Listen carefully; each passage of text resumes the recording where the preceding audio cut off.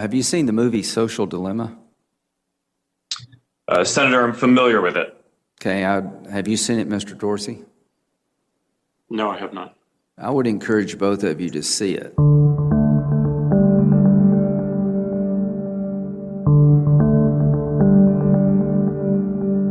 That's Senator Lindsey Graham at a Senate Judiciary Committee hearing last November, where Facebook CEO Mark Zuckerberg and Twitter CEO Jack Dorsey were testifying about regulating social media. And one question Senator Graham chose to ask them was whether they had seen The Social Dilemma.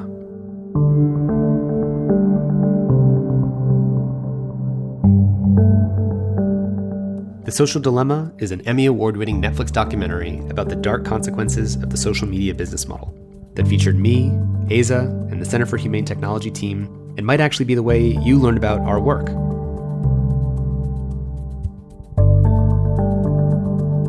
The film unleashed an avalanche of efforts around the world to address the harms of social media, which we're still feeling the reverberations of today, over 1 year later.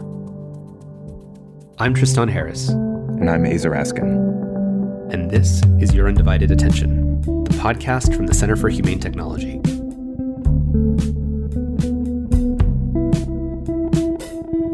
How do you make a film that impacts more than 100 million people in 190 countries and in 30 languages? Well, today we're going behind the curtain on The Social Dilemma with the film's director, Jeff Orlowski, and producer, Larissa Rhodes.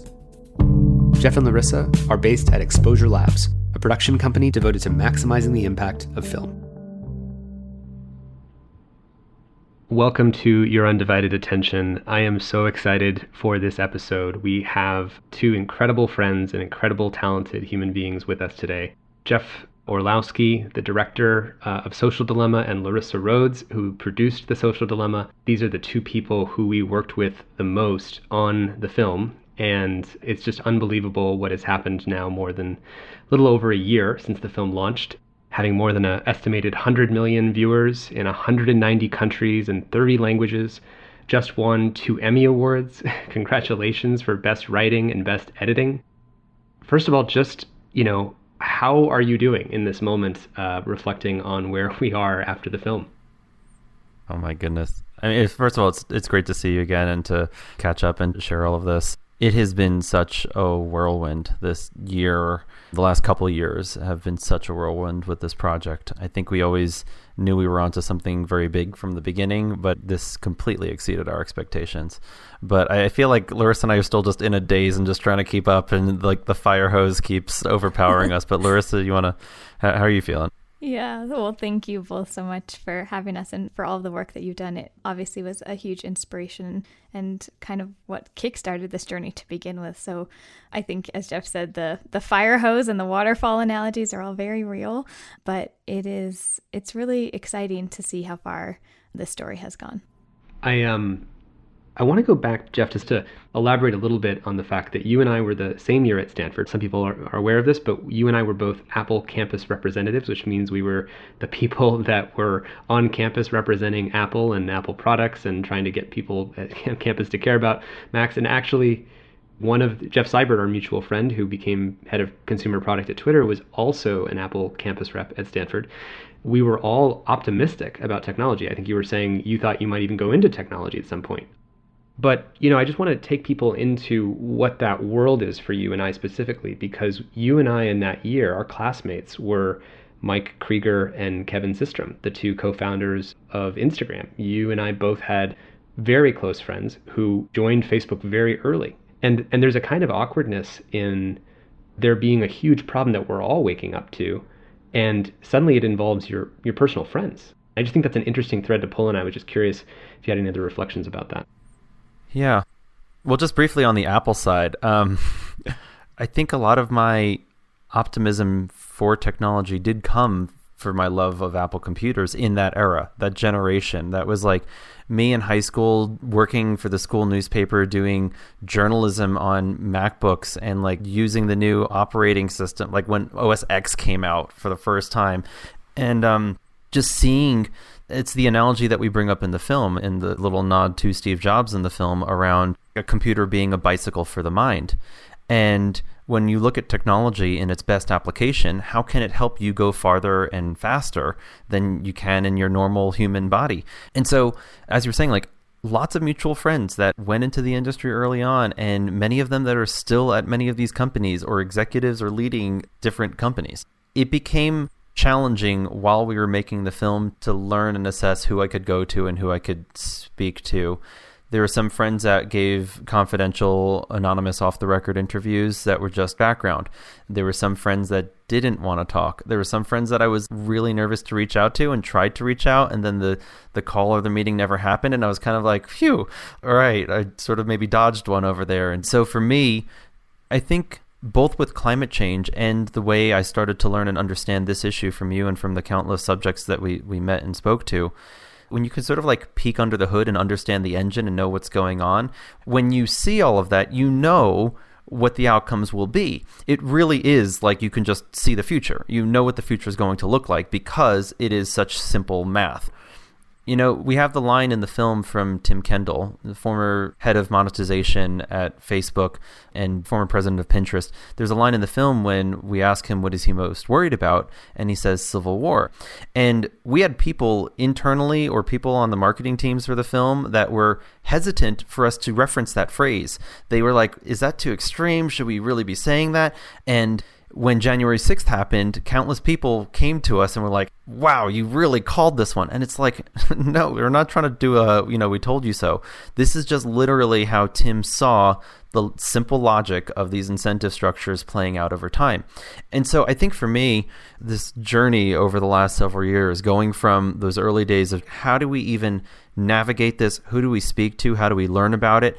And then finding more and more confidence in the actual evidence itself, in what we were learning, in the way the technology was designed. I think that's what gave me confidence to continue going down the path and to speak affirmatively about this and having a stance that we put into the film, because we could see and understand one lens of how this technology works.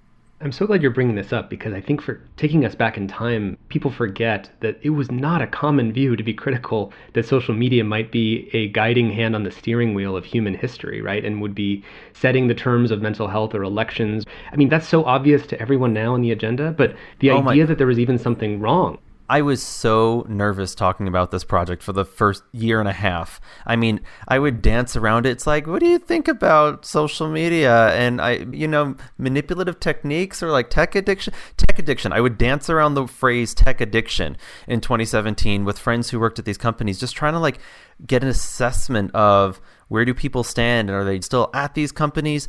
I remember being so stressed that whole time around how do we even build a team to make this movie? I guess there's something to flag here as well. There were a lot of people that were speaking out critical of tech, but our goal was not just to criticize tech. There were lots of people that we considered and ruled out because the criticisms that people had were around like either downstream outcomes or on different aspects. We really tried to hone in on the business model. What is fundamentally wrong with this business model? One of the things I do regret, we didn't know about Safiya Noble at the time and her book Algorithms of Oppression. I really do wish we had Safiya Noble in the film because she does speak through oppression through the exact business model frame and lens that we landed on. I was just going to say, what I think most people don't realize is how fast the world was changing and how fast you guys as a film team had to be working. That's a good point, Asa. I mean, I think it's easy to forget where the technology was and where it is now and where the conversation was. And I think that was actually one of the most difficult parts for the film team, because every time we would do a new interview, the technology had changed, the conversation had shifted, there was a new leak somewhere, or, some other technology had changed or shifted. So that was a challenge to kind of keep up with. And I think what we recognized is we didn't need to keep up with it because there was still this fundamental underlying thesis of where the problem was. I remember there was one point we had just started filming. I remember, Tristan, you guys were just launching the Center for Humane Technology. We were filming Roger McNamee at the time. We were following him, and we were following a couple different threads and stories. And soon after all of that, it was getting launched and just getting rolling. That's when Facebook changed. They were like, we want to dedicate our time to time well spent, and we're going to change our algorithm, and we're going to shift to meaningful social interactions. And like we now see in hindsight what that did. But going back to like early 2018, I remember thinking and saying to Larissa, like, what if this gets solved before we finish making this movie? I remember you saying that to me because people don't understand how much was changing in real time. Cambridge Analytica was coming out. The very first Senate hearings happened while you were filming. You know, as you said, Apple and Google both launched digital well-being features and all the screen time features, and everything was changing in real time. And I remember you saying, like, is this film going to be relevant by the time that it's out? But then focusing on the core generator functions of what causes these things. And remember that a number of the interviews happened 2 years before the film came out. Oh, yeah. Most of the interviews were in early 2018 to mid 2018. That first spring and summer, there was nervousness around, like, is this going to be relevant whatsoever? Is this going to be solved and outdated? I think that's what kept pushing us towards. It was a strategic choice, but I think it made sense for the film. We really tried to stay away from any of the news and the news cycles. The commentary we were trying to reflect on was not a matter of like, who did the latest thing and what was the latest thing to come out from what company. We were really trying to look at what is the fundamental underlying problem. What is the problem that's not going away, that's not being addressed, that's not being solved? And that's what kept bringing us back to the business model and the clear misalignment and incentive with the business model and to society. So that kept being the driving force, and that kept giving me and I think the whole team more confidence around, like, we're saying something here that I don't think is going to go away anytime soon. One of the big moments early on when we were thinking about what this film really was and how it connected to the work that we were doing, I still wasn't honestly totally sold on how this issue was as important as an issue like climate change. And there was a search that we did in Google, actually. And I remember typing in with Jeff sitting next to me on our computer, climate change is space. And the autofill results after 10 years working in climate were not real, fake, and a hoax. And I thought, how is this possible? How can this be? And that was the genesis for me recognizing that these technologies are really shaping, obviously, our information ecosystem, and they're as polluted as our environmental ecosystem. And that, for me, was the foundational issue that got me and a bunch of other people who are on our team who have been interested in climate for so long to really recognize that this is a foundational issue. I think you should talk about the avatar, because I think that was really a moment where, for the production team, the story clicked for us. It was a true visual example of what was happening behind the curtain on the other side of your phone, of what was really going on. And I think now everybody knows, well, we talk about algorithms and we know what they mean. But at the time, my parents were both computer software engineers, Bell Labs and AT&T style, and I could not explain to someone what an algorithm was. And I think this visual example that Asa and Tristan, you helped sort of share with us, was the sort of nugget that allowed us to think through this narrative that Jeff and the writing team ultimately created. Let me take a step back even, because part of where that started was I'm a huge fan of Adam McKay and his work, and The Big Short is, in my mind, it's such a brilliant film that took a very, very complicated subject and made it very accessible. How do you explain those financial instruments in a narrative movie? And what they ended up doing, they ended up breaking the wall, and they brought in other actors and celebrities to help in funny ways and in various ways explain the nuts and bolts of what somebody needed to understand for the movie to make sense. And early on, I was sharing with Larissa, like, what's the documentary version of The Big Short? How do we flip that model? Like, how do we inverse that? And what could we do in a documentary that would take these complicated concepts and make them more accessible and more lighthearted and more available to the audience? And originally, we were thinking just about skits. At the start, the idea was like, oh, imagine, all right, Will Ferrell's in a stage, and he's got a whole bunch of computer systems, and he's there, and he's trying to, like, get the human on the other side. Like, that literally was one of the earliest ideas that we were riffing on. And it was riffing through that idea and countless other ideas around, like, Betty White. We wanted to have Betty White explain algorithms. Like, I thought that would be really funny. That was another idea. But it was really like just being super creative and out of the box and explaining the things that an audience needs to understand. And I remember one day I was sitting on a plane and I was just journaling and writing some ideas down. And I realized all of those little vignettes could be interwoven into a singular story. And we can actually accomplish multiple goals at the same time through one narrative arc that would allow us to drop into all of these insights that we need to explain to the audience, or in some cases, just give the audience space around, okay, we just dropped 7 minutes of really heavy stuff, and you just need a little bit of breathing room to let that process and internalize before we get to the next section. And so it was that theme and idea that for me and for the team were the way that we could make this concept all the more accessible and provide inroads for anybody, regardless if somebody watches documentaries or not, regardless of if you know anything about technology or not. Hopefully there's a place that you see yourself in the story and you find an easy access point into the story. I think of our job as communicators. Imagine a big sphere of all the things which are thinkable. And outside of that are the things which are unthinkable. And then inside of that big sphere of thinkable things, the things that are imaginable, that are visceral, that you can touch. And it's our job to take things that are unthinkable and make them thinkable, and then take them from the thinkable and finally make them understandable, touchable, feelable. A phrase we often use is to make the invisible visceral. I think the film is very honest that it starts with, what is the problem? And we're trying to figure out how do we describe it. I remember the moment that it hit me I think it was when you were starting to ask these questions, how do you describe what is an algorithm? And it's it's a whole bunch of matrix multiplication. That's just not very gripping.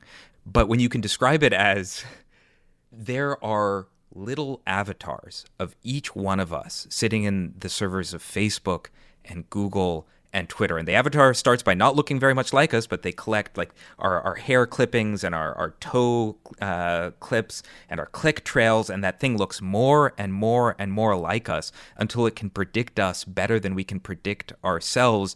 And there's one of these voodoo dolls for 1 out of 3 human beings on Earth. And all of a sudden it's gone from what is privacy? I don't know. How do I care? Show me where on my body privacy hurt me, to oh, that's gross. I don't want Facebook having that kind of asymmetric power. And then I remember going on a walk with you, Jeff, around Berkeley, as you were describing taking that idea and turning it into this sort of full matrix world model.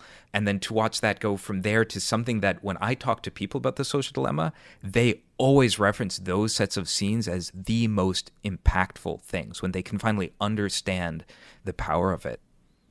Well, I was just going to add that I think other elements, all of the elements, I should say, of the narrative portion of the film are based in that same reality and that same experience and real fact. The character that is Ben, that is played by Skylar Gisondo, is based on stories that are real stories of people falling down rabbit holes. We really did try to base all of the narrative portions of the film in this reality, whether that was true pieces that we had read or interviews with experts off the record. I'd love to shift the conversation to what did the film do? I'd love to start with just some personal stories of impact before we shift to the bigger, what happened in the world because of the film. For me, one was at Sundance. We watched the film with 1,500, 2,000 Salt Lake City high school students. And we'd seen the film now a couple of times with adults, and they were affected, but they were not affected at all like the high school students. And I remember the entire cast getting up on stage, the light sort of in our eyes, this auditory full of high school students, and they would get up one by one and say things like, and their voices quivering, I've had a friend that committed suicide because of this, or I've had a friend that's become radicalized because of YouTube, or I can't get enough time with my parents because they're addicted to their phones. And hearing the emotion in their voice was just a transformative moment for me. So that was just one snapshot. And another one was a couple months later, I guess over a year later after the film came out, Tristan and I were in Hawaii, and we met a couple that told us the film had saved their relationship. And we're like, how could it have saved your relationship? And they're like, well, so one of them is a black man, the other partner is a white woman, and they just had completely different worldviews. He was getting a news feed full of police beating Black Lives Matter protesters, and she was getting a news feed full of protesters and rioters seemingly breaking into black-owned businesses, and each one was getting fed an infinite feed of first-person perspectives reinforcing their worldviews, and they were just arguing and arguing and arguing, and they're about to split up. They watched The Social Dilemma, realized they could swap their news feeds. There's that line which is, you don't understand someone until you've walked 1,000 miles in their news. getting to see that, in fact, we're all seeing different things, and that's why they were disagreeing, let them save their relationship. And I can just imagine all the different relationships across the US and the world where something very similar happened. Yeah, I mean, I can go first, Jeff. I think working in documentaries, it's not like they're rolling out the red carpet and there's a whole world of people that are usually seeing your films. Usually there's a small group of people who will watch your films who are diehard fans because they care about the issue, or more likely they're your parents or your best friends or your neighbors that know you're making films. And in this case, I can't tell you how many people have reached out to me from all walks of life, strangers on the street, people that my husband gets his hair cut from. I am hearing stories from literally everybody I know, and not in the way of, oh, we're so proud of you for making this project. It gets right to the issue of recognizing how deeply ingrained technology is in our lives and how it really is affecting every single person, even if you're not on social media anymore. Yeah, I echo a lot of your comments there, Larissa. I think some of the big things too, the things that I'm most both proud of and I think there's the biggest opportunity is just how much the political landscape has shifted over the last year.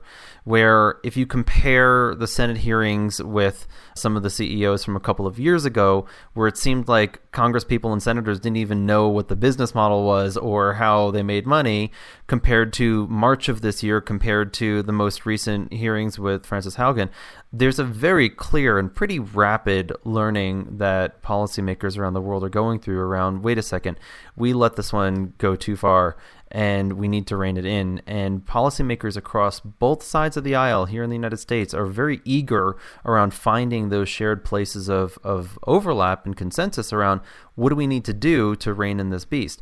And I think that's one of the things where we've engaged with countless policymakers, whether doing screenings and events or just talking, back channeling and supplying insights and connecting them to people that we've met and our network and resources now. We've done events with attorneys general and presented in front of attorneys general, which I'm also very optimistic about the angle that AGs could potentially take and what legislation could look like. So, I mean, the individual stories and anecdotes are so immense and impossible to keep up with. And I think really the fact that we were able to play a role in this zeitgeist, in the changing conversation around where we are at this extremely critical time in the way a handful of tech companies are completely morphing our information ecosystem, this is the issue of our time. This is why we made the movie. This is why we put the time and energy and dedication into this. Those early conversations that Larissa and I had around, well, wait a second, climate change. We've been working on climate change for years and years and years. We realized you can't solve climate change unless you solve this problem. And pick your poison, whatever issue you care about, whatever is your cause, that issue is probably only going to get more and more polarized in this existing information landscape. And we can't solve any of those things without addressing this. Just the fact that people are sensing that and waking up to that has been a huge, huge encouragement. Yeah, totally. I mean, when I go back to launch day, so September 9th, I believe, 2020, I wake up and I don't know, some people remember this, but it was the day that San Francisco had this apocalyptic red sky. We'd actually had about 3 or 4 weeks of wildfires in California at that time. I mean, it was just an awful, and we'd been preparing all summer thinking about the release of the film and how could we kind of be ready for it, and wake up the day that the film is out and it's just this apocalyptic red sky. And Asa joked, and I remember a phone call that morning, that we took out a full page ad in the sky because the film was kind of apocalyptic. And then I just remember the stories starting to come in. Like, the grand irony is how addicted I got to searching for people's reactions to The Social Dilemma on Twitter, because it was like watching, I talked to Justin Rosenstein about this, who's the creator of the like button. I mean, we're both sitting there watching people's reactions of just being mind blown, and almost like it was a sort of almost psychedelic experience. Like the internet became aware of itself. It was like the internet could see itself and not be immersed in itself. It could actually be above itself and see what the mechanics of it were. And it was just so profound to watch that happen at scale. I mean, you couldn't do that in any other previous time, right? The irony is, without social media, you wouldn't actually be able to see all those reactions at scale in every language. I mean, one of the things that was fascinating that I don't think anyone of us expected was the way that the film, I think, uniquely went viral on social media. Because think about another film that you see that was really impactful in your life, a documentary that changed your life. There's certainly some that have changed mine. But after I see a really moving film, my first move isn't to go online and say everyone has to see this film. Like, even if it's a really good film, that wouldn't necessarily be the first thing that I would do. But the interesting thing about this film is that because it was about social media, ironically is telling you to, close it down and what a threat it is, the first thing that I think almost everyone did is they posted about it on social media. And so its unique traction at being, I think, a record-breaking, within the top record-breaking documentaries of all time on Netflix, ironically, was because the film was about social media. When Tim Cook announced Apple's basically privacy-protecting features that sort of go after the surveillance-based business models that are the problem, he actually said in his speech, "We cannot allow a social dilemma to become a social catastrophe." Features like that, when Apple makes a move like that, that's an example of real impact. That's not just a one-liner. That's Apple changing the rules of the game of what it means to participate inside of an ecosystem. And I love pointing to examples like that. I remember getting emails from political friends in Washington, D.C. saying how much Social Dilemma had changed the conversation. I know that several Congress members have hosted big watch parties and screenings for many members. I know there was a Hamilton rap song. This is actually personal for me because I'm a huge fan of the Hamilton musical, and Renee Elise Goldsberry, who plays one of the Schuyler sisters, has an amazing rap, a variant of I Put a Spell on You by Nina Simone. I know a prime minister of a major country reached out to one of the executive producers, Heather Reisman, to say how much the film had impacted him, and he watched the film 3 times. I actually met someone from the CIA who had seen the film and had recommended it to the next incoming administration and tried to get a screening there. There's just 100 stories like this. Yeah, I love hearing you rattle through those. It's also just so weird because that's what the whole year has been like. I'm not trying to be boastful for us, but yeah, this has above and beyond exceeded expectations that we ever could have in our wildest imaginations dreamed of. I have such respect for Frances Haugen and the stream of whistleblowers that have come out over the course of this year, and Sophie Zhang and others that are just continuing to keep that pressure on and continuing to beat the drum of like, wait a second, there is a huge misalignment here. There's a big problem here. And I am still hopeful for social media that we want to use, that is designed around the Dunbar number, that's designed around my closest friends and family, that make my life richer and more fulfilled.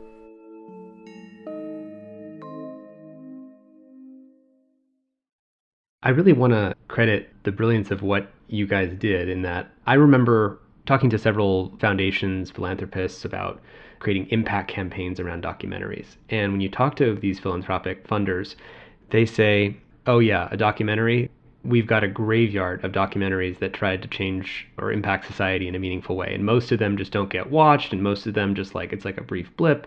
And I think one of the things I really appreciated with both of you is how much you were really trying to figure out what would be the kind of film that everyone would watch, that everyone would relate to, that if it's just a bunch of talking heads talking for 2 hours about brilliant, important stuff, that's not going to be engaging. And you came up with the narrative of the family and telling the story through the lens of how a family, a real world family, was transformed. As you're learning about how the algorithms work, you're seeing that family. You're seeing Ben, as you mentioned, Larissa, the teenage guy, go down the rabbit hole and kind of get radicalized. And you see the videos on his wall of climate change. Is it real? It's not. That's the point. They want you to believe. And people relate to, each person has touched one of those things. They either have a daughter who saw their daughter delete a photo of themselves because they didn't get as many likes. That's what I just really appreciated, is telling both sides of the story of the person in front of the glass, and then the story of the machines behind the glass. I think one of the most interesting pieces about the film is that not only are there so many aspects to this issue, and I think that's what people gravitate towards. Everybody can talk about a different portion of what this issue is and how it affects them. I think in thinking about how many people worked on this film and all of the different crafts that went into it, whether that's the sound design and the sound mixing, whether that's the music, whether that's the cinematography and the choices for how the interviews and the cameras were laid out, there was so much thought that went into how can we craft this in a way that will show people really the journey that Jeff and I and the rest of our team went on when we learned about these issues. So I just have to say, huge kudos and thank you to that crew, because it really did change, I think, the way that this narrative ultimately ended up and the way that it is now landing with people. I would love to know, sort of as a pause for reflection, what would you guys do differently if you were making it again today?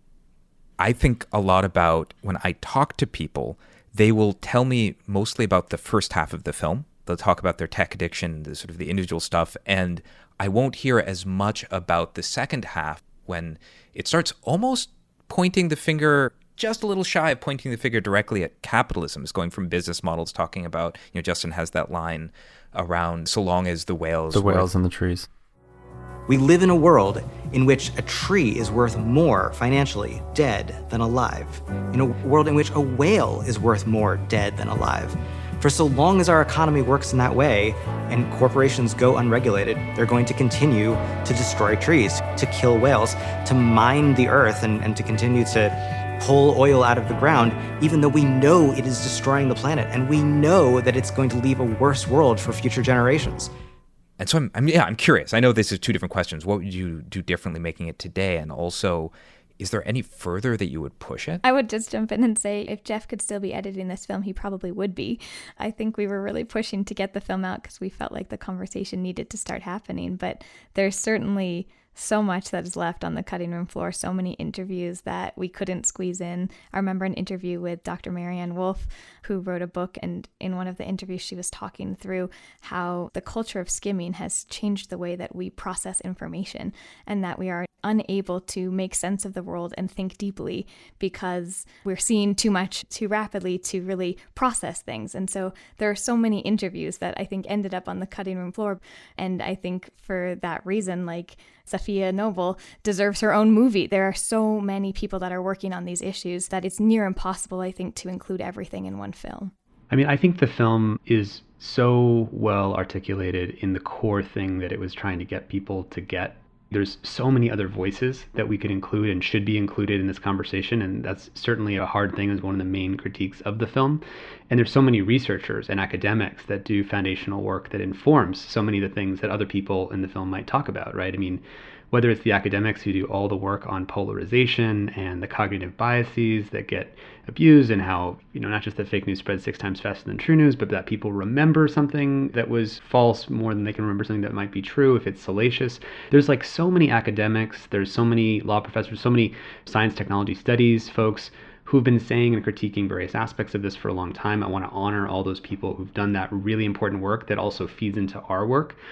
I do think that you guys made a really strategic choice, though, in the people that you did choose to include. And I think it might be worth talking about that a little bit, which is there's something powerful about having the insiders who were there at the time who could talk about the decisions that were made that has a unique persuasive impact.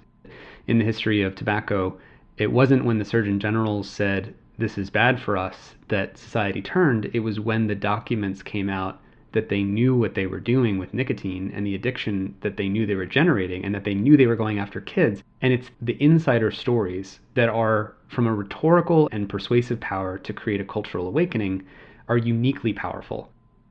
I always pictured the trailer name dropping all of the tech companies. The idea of like, I worked at Facebook, Google, Twitter, Instagram, YouTube. That was the whole angle in my mind from the beginning around, people might tune into this because of the credibility carried through these insiders who were talking about the thing that they took part in. After we did all those interviews, that's when it was like, basically everybody here is a white guy with a couple of exceptions. And that's when we actually started doing all the additional research around who else is in the space. It took me months to get Shoshana Zuboff on board. It was also during those phases, that's where we met Rashida Richardson, who's in the film, Cynthia Wong, Anna Lembke. And so it started with who are the insiders that we can find and get to speak on the record. And then after that, it was like, okay, what are the other voices that we're missing? How can we round this out? What are the other stories? And of course, as you were saying, Tristan, there are so many more people that I wish we had known or met or had figured out how to integrate into the film. And that's part of the challenge of just how nuanced the whole subject is. I was also going to add, too, that I think that is one of the exciting things about documentary and also one of the challenging things about documentaries when if you have time and you are open, the story can lead you places. And I think the perfect example of that is Rashida, who I think, Tristan, you were testifying at a Senate hearing, and she actually was one of the witnesses there. And we actually met her at that time and then were able to follow up with her. And she was very busy, but she finally said yes, and we were able to get an interview with her. So I think that's an example of just, if you're open and the story will lead you. But I think Jeff is right. There are so many other people that we could have included, and not just, to your point, Tristan, the subject matter experts in terms of academics, but I think there's a lot of people who have been harmed by these issues. There's a lot of people who are activists who are working on the front lines to try to change some of these things. So just recognizing that the movement is so much larger than the film. And there are, as Jeff pointed out, so many films about these issues, from Coded Bias to 1,000 Cuts to The Great Hack, all of those other filmmakers trying to elevate these stories. And I think ultimately that's we made one movie as a small team, just trying to like shine a light on an issue. We need dozens and dozens and dozens. We need hundreds of films about these issues. We're receiving lots of people that are developing their own projects, that are trying to figure out their own stories, figuring out new angles and fresh angles to tell. We're trying to help and support a lot of these endeavors just so that they can all be made, that people can tell all of the nuanced stories that exist in this space. One of the reasons, Jeff, I think I and so many other people believe that change is possible, that's kind of interesting if you think about our personal backgrounds of knowing some of the people who made these products, is we see that they're just people. I know who Mike Krieger is. He's an amazing human being. He's one of the co-founders of Instagram. I know Justin Rosenstein, who created the like button, who's in the film. Together, we know so many of the human beings, these regular human beings who made choices that they didn't know what they were doing at the time. They could have made different choices, and they could make different choices. And believing in the power of human choices from human beings, rather than let the machines hold the pen of history, is the kind of thing that we're demanding here. And I think one reason for that is because we happen to know some of those regular human beings who were behind the scenes, who wrote those initial lines of code. In saying that, I don't want people to think that I'm suggesting that without regulation they will do those things. It's just that when we make either the next generation of technology or we went back in time, we see that there was choice there. You could have made these things a different way. And I think that's where, to kind of bring it full circle in kind of anchoring in our story of seeing these guys at Stanford in 2006 and my friends who were starting many of these companies in 2007, 2008, 2009, I just remember these moments when it could have gone a different way. That's one thing that came to mind. One of the big ideas for me, having worked on this, is that these technologies are not some inevitable march of progress. And I think that's how it's been framed, and that's how the public thinks of it, is that we are just on this exponential technological growth curve that has some predetermined future. Like, no, not at all. These are business choices and business decisions that are made that are determining what these companies look like to a large degree, right? Business choices that go hand in hand with design choices, that go hand in hand with where the technology is available and what it can allow, but it can look completely differently. And I think that's the thing that kept giving me hope and optimism for a different lens on this technology and a different worldview that we live in. We put you both through some torturous filming processes. Like, this is what the film process is. But I mean, Tristan, your interviews, the first round of your interviews, I think were 3 full days of pretty much nonstop sitting in the hot seat interrogation. And then we did multiple pickup interviews, not to mention just following you around for your life for many, many months on end. And we're just like flies on the wall, attaching to your hip, following what you're doing day in and day out. Literally like knock on the door early in the morning before you brushed your teeth, just bombarding you while you're still in PJs, just following everything. One of the things I remember talking through with you was trying to prepare you a little bit for like just how intensive a process this is. We're going to be deeply embedded in your life and all of your lives for a good chunk of time. This is not a one and done. We're going to be hanging around. And I remember actively wanting to make sure you were down for that. And to the best degree that I could, make sure you knew the endeavor that we were going to undertake here. I don't envy being in front of the camera. I do prefer and find it easier to be behind the camera, but it's a huge amount of work that any nonfiction film subject has to go through, both in terms of inviting access to one's life and one's thoughts and not having control of the final product and not knowing where it might go. And is there trust with this team or not? Or is this team going to totally ruin everything that I'm working on? And I recognize you probably had those questions as well at different times. So I just want to thank you, I guess, for the trust that you and the whole team and all of the subjects extended with myself and Larissa and trusting us to tell the story. You guys are incredible. I do remember when we first started, I think it was in a hotel room in New York, and you showed up, knocked on my door at 7 a.m. when I was doing some big interview at CBS News or something like that. And you first put the lav mic down my shirt and hooked the thing into my back pocket, the audio pack, whatever it is. And I was like, wait a second, is this actually going to happen? You mean you're going to start recording my life and you're going to be behind me and everything I say? And it's an intimate process to have all this happen at the same time. And I appreciate, in light of our North Star of being more humane, that there's an interior and exterior part of this work for each of us. And I also know just how grueling it was for both of you and for everybody who worked on your team so hard to get this film across the finish line and to really wake up the world. And I think that you've just absolutely done that, and the world owes you a tremendous gratitude for helping educate so many people and drawing more attention to it in ways that create invisible seeds that continue to transform the world that we're living in. I remember we wrapped one of the interviews one day and we were having dinner together as a crew, and we got to talking about, like, what is all of this for? How can we maximize, how can we get more out of life? How do we live deeper, richer, fuller lives? And so much of that for me, seeing you go through that process, and for us as a team trying to learn and catch up and figure out what are we saying here, the opportunity around humane technology, the opportunity around technology helping us be the most full versions of ourselves. I just remember feeling so drawn to that and recognizing, like, it doesn't have to be this way and it shouldn't be this way. And I want a world that gives us something much more fulfilling and much richer. Yeah, I would add too that I am so deeply grateful for the both of you and for all of the other documentary subjects and all of the people that aren't in the film but that are working on this issue, because it really has changed the way that I live my life. It has changed the way that my family and my friends interact, and that is happening at scale in a way that I don't think I could have ever envisioned or imagined. So I just want to say thank you to you both, because it really has been incredibly meaningful. Likewise, it has been such an honor to work with both of you.